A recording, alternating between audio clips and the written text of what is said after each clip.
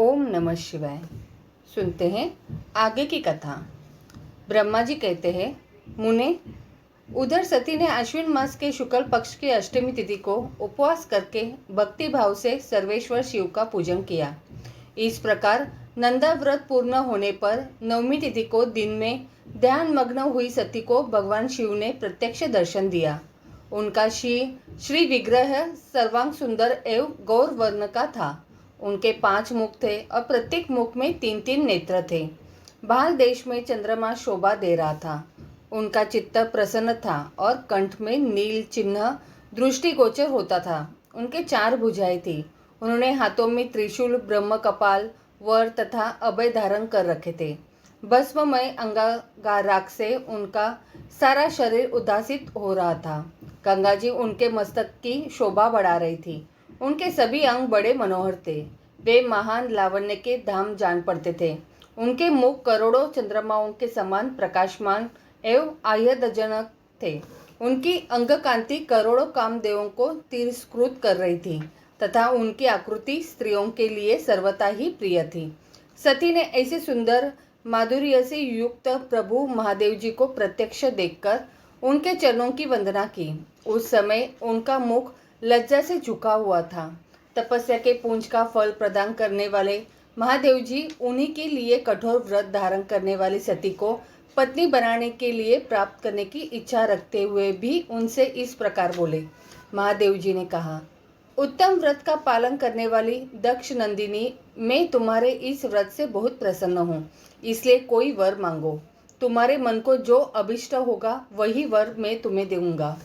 ब्रह्मा जी कहते हैं, मुने, जगदीश्वर महादेव जी यद्यपि सती के मनोभाव को जानते थे तो भी उनकी बात सुनने के लिए बोले, कोई वर मांगो। परंतु सती लज्जा के अधीन हो गई थी, इसलिए उनके हृदय में जो बात थी उसे वे स्पष्ट शब्दों में कह न सकी। उनका जो भी अभिष्ट मनोरथ था वह लज्जा से आच्छादित हो गया।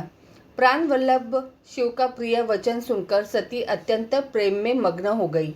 इस बात को जानकर भक्त वत्सल भगवान शंकर बड़े प्रसन्न हुए और शीघ्रता पूर्वक बारंबार कहने लगे, वर मांगो, वर मांगो। सत्पुरुषों के आश्रयभूत अंतर्यामी शंभु सती की भक्ति के वशीभूत हो गए थे। तब सती ने अपनी लज्जा को रोककर महादेव जी से कहा, वर देने वाले प्रभु, मुझे मेरी इच्छा के अनुसार ऐसा वर दीजिए जो टल न सके। भक्त वत्सल भगवान शंकर ने देखा सती अपनी बात पूरी नहीं कर पा रही थी। तब वे स्वयं ही उनसे बोले, देवी, तुम मेरी भार्या हो जाओ। अपने अभिष्ट फल को प्रकट करने वाले उनके इस वचन को सुनकर आनंद मग्न हुई सती चुपचाप खड़ी रह गई, क्योंकि वे मनोवंचित वर पा चुकी थी। फिर दक्ष कन्या प्रसन्न हो दोनों हाथ जोड़ मस्तक झुका भक्त वत्सल शिव से बारंबार कहने लगी। सती बोली, देवाधिदेव महादेव, प्रभु जगतपते, आप मेरे पिता को कहकर वैवाहिक विधि से मेरा पानी ग्रहण करें। ब्रह्मा जी कहते हैं, नारद, सती की यह बात सुनकर भक्त वत्सल महेश्वर ने प्रेम से उनकी ओर देखकर कहा, प्रिय, ऐसा ही होगा। तब दक्ष कन्या सती भी भगवान शिव को प्रणाम करके भक्ति पूर्वक विदा मांग जाने की आज्ञा प्राप्त करके मोह और आनंद से युक्त हो माता के पास लौट गई। इधर भगवान शिव भी हिमालय पर अपने आश्रम में प्रवेश करके दक्ष कन्या सती के वियोग से कुछ कष्ट का अनुभव करते हुए उन्हीं का चिंतन करने लगे। देवर्षे, फिर मन को एकाग्र करके लौकिक गति का आश्रय ले भगवान शंकर ने मन ही मन मेरा स्मरण किया। त्रिशूलधारी महेश्वर के स्मरण करने पर उनकी सिद्धि से प्रेरित हो मैं तुरंत ही उनके सामने जा खड़ा हुआ। तात, हिमालय के शिखर पर जहाँ सती के वियोग का अनुभव करने वाले महादेव जी विद्यमान थे, वही मैं सरस्वती के साथ उपस्थित हो गया। देवर्षे, सरस्वती सहित मुझे आया देख सती के प्रेम पाश में बंधे हुए शिव उत्सुकता पूर्वक बोले। शंभु ने कहा, ब्राह्मण, मैं जब से विवाह के कार्य में स्वार्थ बुद्धि कर बैठा हूँ, तब से अब मुझे इस स्वार्थ में ही स्वतत्व सा प्रतीत होता है। दक्ष कन्या सती ने बड़ी भक्ति से मेरी आराधना की है। उसके नंदा व्रत के प्रभाव से मैंने उसे अभिष्ट वर देने की घोषणा की। ब्राह्मण, तब उसने मुझसे यह वर मांगा कि आप मेरे पति हो जाइए। यह सुनकर सर्वथा संतुष्ट हो मैंने भी कह दिया कि तुम मेरी पत्नी हो जाओ। तब दक्षिणायनी सती मुझसे बोली, जगतपते, आप मेरे पिता को सूचित करके वैवाहिक विधि से मुझे ग्रहण करें।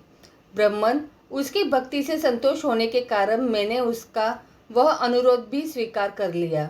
विधाता, तब सती अपने माता के घर चली गई और मैं यहाँ चला आया। इसलिए अब तुम मेरी आज्ञा से दक्ष के घर जाओ और ऐसा यत्न करो जिससे प्रजापति दक्ष शीघ्र ही मुझे अपनी कन्या का दान कर दे।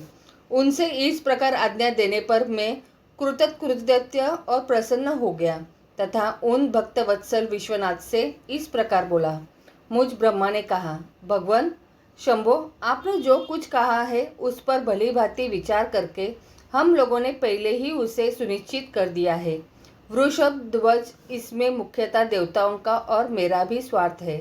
दक्ष स्वयं ही आपको अपनी पुत्री प्रदान करेंगे, किंतु आपकी आज्ञा से भी मैं भी उनके सामने आपका संदेश कह दूंगा। सर्वेश्वर महाप्रभु महादेव जी से ऐसा कहकर मैं अत्यंत वेगशाली रथ के द्वारा दक्ष के घर जा पहुंचा। नारद जी ने पूछा, वक्ताओं में श्रेष्ठ महाभाग विधाता, बताइए, जब सती घर पर लौटकर आई तब दक्ष ने उनके लिए क्या किया? ब्रह्मा जी ने कहा, तपस्या करके मनोवांछित वर पाकर सती जब घर को लौट गई तब वहां उन्होंने माता पिता को प्रणाम किया। सती ने अपनी सखी के द्वारा माता पिता को तपस्या संबंधी सब समाचार कहलवाया। सखी ने यह भी सूचित किया कि सती को महेश्वर से वर की प्राप्ति हुई है। वे सती की भक्ति से बहुत संतुष्ट हुए हैं। सखी के मुंह से सारा वृत्तांत सुनकर माता पिता को बड़ा आनंद प्राप्त हुआ और उन्होंने महान उत्सव किया। उदार चेता दक्ष और महामणि स्वामिनी वीरनी ने ब्राह्मणों को उनकी इच्छा के अनुसार द्रव्य दिया तथा अन्याय अंधों और दीनों को भी धन बांटा। प्रसन्नता बढ़ाने वाली अपनी पुत्री को हृदय से लगाकर माता वीरनी ने उसका मस्तक सूंघा और आनंद मग्न होकर उसकी बारंबार प्रशंसा करी। तदंतर कुछ काल व्यतीत होने पर धर्म न्यायों में श्रेष्ठ दक्ष इस चिंता में पड़े कि मैं अपनी इस पुत्री का विवाह भगवान शंकर के साथ किस तरह करूं। महादेव जी प्रसन्न होकर आए थे, पर वे तो चले गए। अब मेरी पुत्री के लिए वे फिर कैसे यहाँ आएंगे?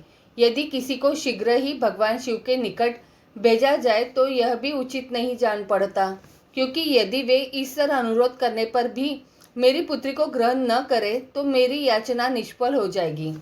इस प्रकार की चिंता में पड़े हुए प्रजापति दक्ष के सामने मैं सरस्वती के साथ सहसा उपस्थित हुआ।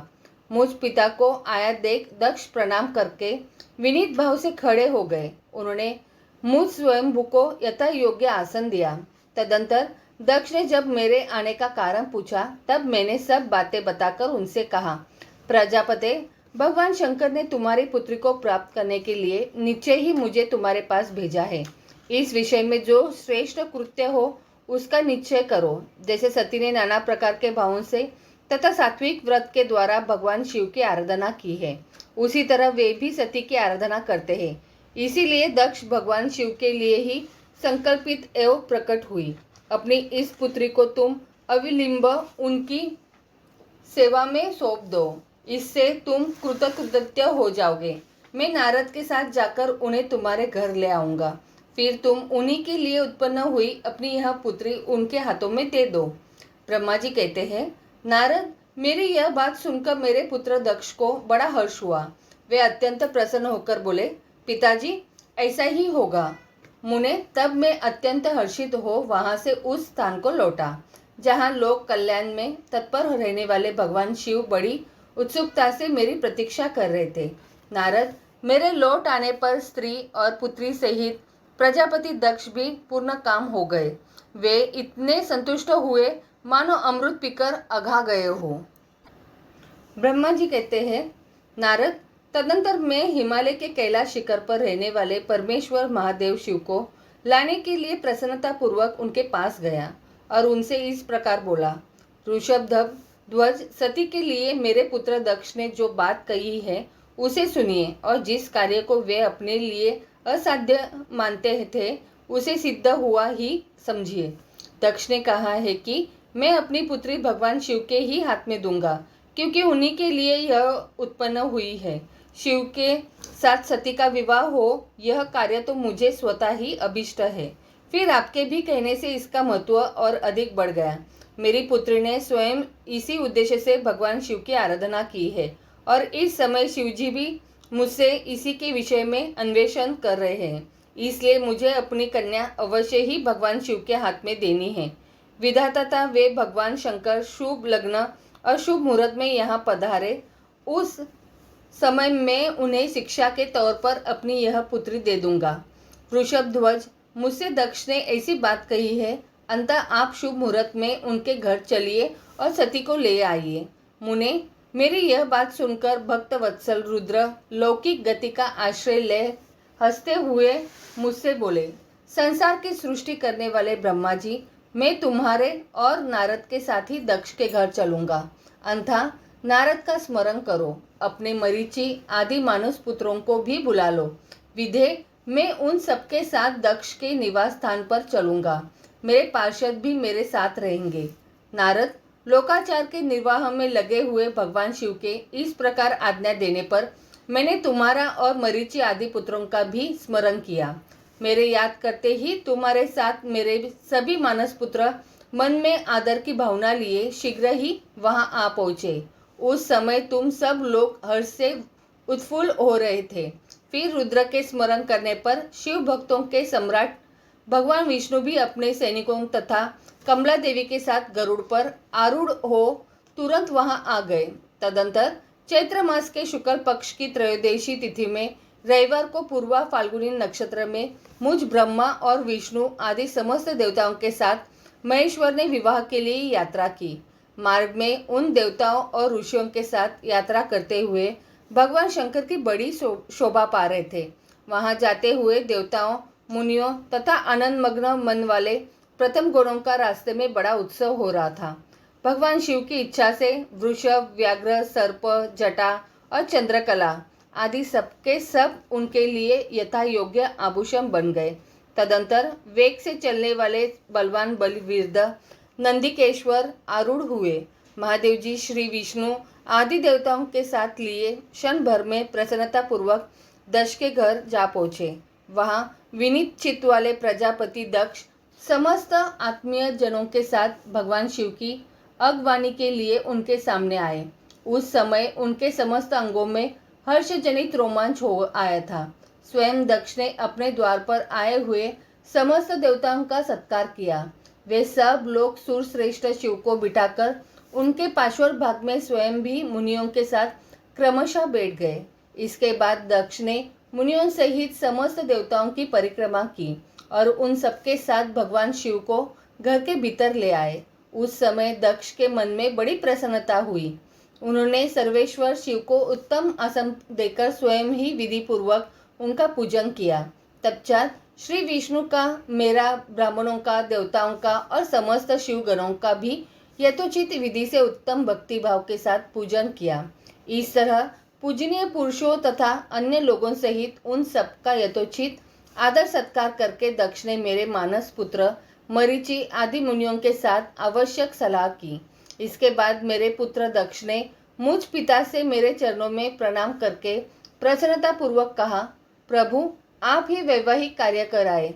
तब मैं भी हर्ष भरे हृदय से बहुत अच्छा कहकर उठा और वह सारा कार्य कराने लगा। तदंतर ग्रहों के बल से युक्त शुभ लग्न और मुहूर्त में दक्ष ने हर्षपूर्वक अपनी पुत्री सती का हाथ भगवान शंकर के हाथ में दे दिया। उस समय हर्ष से भरे हुए भगवान वृषभ ध्वज ने भी वैवाहिक विधि से सुंदरी दक्ष कन्या का पाणी ग्रहण किया। फिर मैंने, श्री हरि ने, तुम तथा अन्य मुनियों ने, देवताओं और प्रथम गणों ने भगवान शिव को प्रणाम किया और सबने नाना प्रकार की स्तुतियों द्वारा उन्हें संतुष्ट किया। उस समय नाच गाने के साथ महान उत्सव मनाया गया। समस्त देवताओं और मुनियों को बड़ा आनंद प्राप्त हुआ। भगवान शिव के लिए कन्यादान करके मेरे पुत्र दक्ष कृतार्थ हो गए। शिव और शिव प्रसन्न हुए तथा सारा संसार मंगल का निकेतन बन गया। ब्रह्मा जी कहते हैं, नारद, कन्यादान करके दक्ष ने भगवान शंकर को नाना प्रकार की वस्तुएं दहेज में दी। यह सब करके वे बड़े प्रसन्न हुए। फिर उन्होंने ब्राह्मणों को भी नाना प्रकार के धन बांटे। तत्पश्चात लक्ष्मी सहित भगवान विष्णु शंभु के पास आ हाथ जोड़कर खड़े हुए और यो बोले, देव देव महादेव दया सागर प्रभु, तात आप संपूर्ण जगत के पिता है और सती देवी सबकी माता है। आप दोनों सत्पुरुषों के कल्याण तथा दुष्टों के दमन के लिए सदा लीला पूर्वक अवतार ग्रहण करते हैं। यह सनातन श्रुति का कथन है।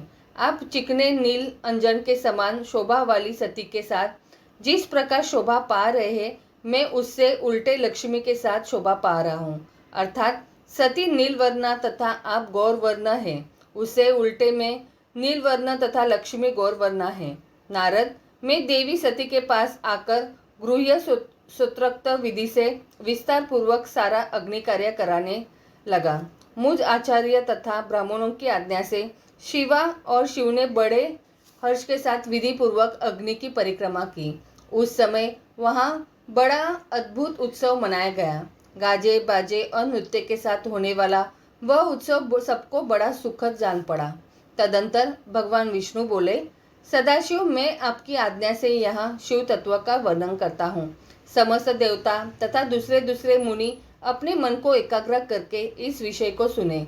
भगवान, आप प्रधान और अप्रधान है, आपके अनेक भाग है, फिर भी आप भाग रहित ज्योतिर्मय स्वरूप वाले आप परमेश्वर के ही हम तीनों देवता अंश है। आप कौन, मैं कौन और ब्रह्मा कौन है? आप परमात्मा के ही ये तीन अंश है, जो सृष्टि पालन और संहार करने के कारण एक दूसरे से भिन्न प्रतीत होते हैं। आप अपने स्वरूप का चिंतन कीजिए। आपने स्वयं ही लीलापूर्वक शरीर धारण किया है। आप निर्गुण ब्रह्म रूप से एक है। आप ही सगुण ब्रह्म हैं और हम ब्रह्मा, विष्णु तथा रुद्र तीनों आपके अंश हैं। जैसे एक ही शरीर के भिन्न भिन्न अवयव मस्तक, ग्रीवा आदि नाम धारण करते हैं, तथापि उस शरीर से भी भिन्न नहीं है, उसी प्रकार हम तीनों अंश आप परमेश्वर के ही अंग है, जो ज्योतिर्मय आकाश के समान सर्वव्यापी एवं निर्लेप स्वयं ही अपना धाम, पुराण, कुटस्थ, अव्यक्त, अनंत, नित्य तथा दीर्घ आदि विषयों से रहित निर्विशेष ब्रह्म है। वही आप शिव है, अंततः आप ही सब कुछ है। ब्रह्मा जी कहते हैं, मुनीश्वर, भगवान विष्णु की यह बात सुनकर महादेव जी बड़े प्रसन्न हुए। तदंतर उस विवाह यज्ञ के स्वामी परमेश्वर शिव प्रसन्न हो लौकिक गति का आश्रय ले हाथ जोड़कर खड़े हुए मुझ ब्रह्मा से प्रेम पूर्वक बोले। शिव ने कहा, ब्रह्मन, आपने सारा वैवाहिक कार्य अच्छी तरह संपन्न कर दिया है। आप मेरे आचार्य हैं, बताइए आपको क्या दक्षिणा दूं? सूर्य ज्येष्ठ, आप उस दक्षिणा को मांगिए। महाभाग, यदि वह अत्यंत दुर्लभ हो तो भी उसे शीघ्र कहिए। मुझे आपके लिए कुछ भी अदेय नहीं है। मुने, भगवान शंकर का यह वचन सुनकर मैं हाथ जोड़ विनीत चित्त से उन्हें बारंबार प्रणाम करके बोला, देवेश, यदि आप प्रसन्न हो और महेश्वर, यदि मैं वर पाने के योग्य हूँ तो प्रसन्नता पूर्वक जो बात कहता हूँ उसे आप पूर्ण कीजिए।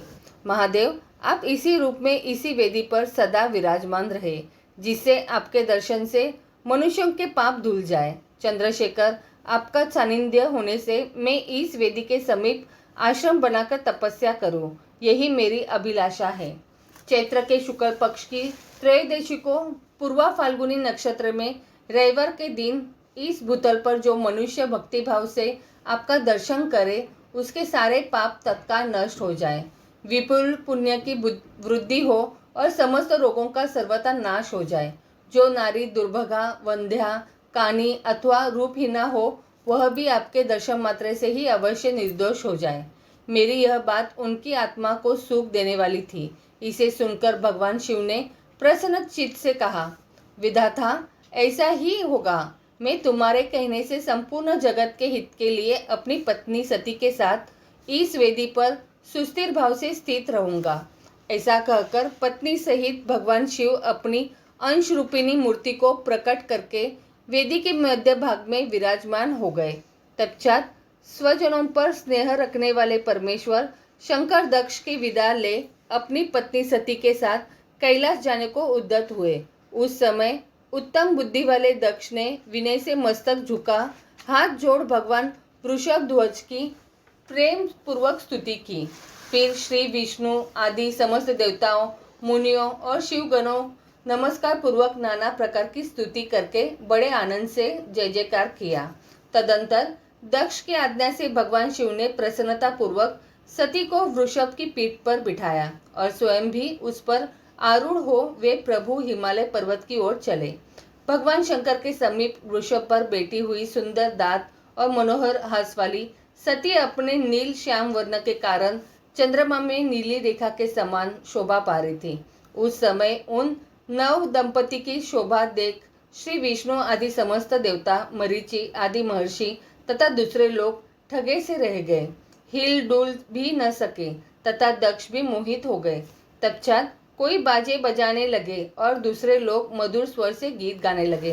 कितने ही लोग प्रसन्नता पूर्वक शिव के कल्याण में उज्जवल यश का गान करते हुए उनके पीछे पीछे चले। भगवान शंकर ने बीच रास्ते से दक्ष को प्रसन्नता पूर्वक लौटा दिया और स्वयं प्रेमाकुल हो प्रथम गणों के साथ अपने धाम को जा पहुँचे। यद्यपि भगवान शिव ने विष्णु आदि देवताओं को भी विदा कर दिया था, तो भी वे बड़ी प्रसन्नता और भक्ति के साथ पुनः उनके साथ ही हो लिए। उन सब देवताओं, प्रथम गणों तथा अपनी पत्नी के साथ हर्ष भरे शंभु हिमालय पर्वत से सुशोभित अपने कैलाश धाम में जा पहुँचे, जहाँ जाकर उन्होंने देवताओं, मुनियों तथा दूसरे लोगों का बहुत आदर सम्मान करके उन्हें प्रसन्नता पूर्वक विदा किया। शंभु की आज्ञा ले वे विष्णु आदि सब देवता तथा मुनि नमस्कार और स्तुति करके मुख पर प्रसन्नता की छाप लिए अपने अपने धाम को चले गए। सदा शिव का चिंतन करने वाले भगवान शिव भी अत्यंत आनंदित हो हिमालय के शिखर पर रहकर अपनी पत्नी दक्ष कन्या सती के साथ विहार करने लगे। सूत जी कहते हैं, मुनियों, पूर्व काल में स्वयंभू मनवंतर में भगवान शंकर और सती का जिस प्रकार विवाह हुआ वह सारा प्रसंग मैंने तुमसे कह दिया। जो विवाह काल में, यज्ञ में अथवा किसी भी शुभ कार्य के आरंभ में भगवान शंकर की पूजा करके शांत चित्त से इस कथा को सुनता है, उसका सारा कर्म तथा वैवाहिक आयोजन बिना किसी विघ्न बाधा के पूर्ण होता है और दूसरे शुभ कर्म भी सदा निर्विघ्न पूर्ण होते हैं। इस शुभ उपाख्यान को प्रेम पूर्वक कर सुनकर विवाहित होने वाली कन्या भी सुख, सौभाग्य, सुशीलता और सदाचार आदि सद्गुणों से संपन्न साध्वी स्त्री तथा पुत्रवती होती है। आगे की कथा अगले अध्याय में। तो बोलो हर हर महादेव।